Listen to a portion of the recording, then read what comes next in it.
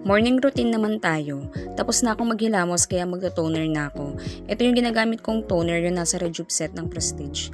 Grabe, 2 days pa lang akong gumagamit ng Rejuve set pero kitang-kita na agad yung resulta.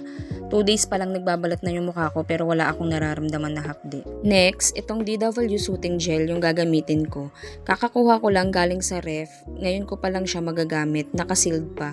Ito yung trending sa TikTok na soothing gel kasi napakamura lang niya. 100 pesos para sa 2 tab. Tapos may free na spatula pang apply sa mukha para hygienic siya. Nagustuhan ko yung amoy niya, mabango, amoy malinis. Ang sarap sa pakiramdam kapag in-apply mo to ng malamig. Sobrang refreshing niya sa balat.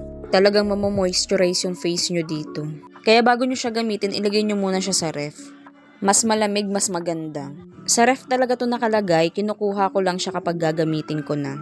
Matagal na akong gumagamit ng mga soothing gel, yung nabibili sa Watson, yung sikat na brand na Lux Organics. Medyo pricey siya kumpara dito sa DW Soothing Gel. Nagdadalawang isip talaga akong bumili ng DW Soothing Gel kasi sobrang mura niya.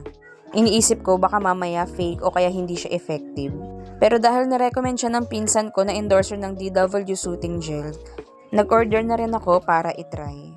Nagulat ako kasi same lang sila ng ginagamit kong branded na soothing gel. Pero itong DW, sobrang mura lang talaga niya. Sobrang worth it yung pag-order ko.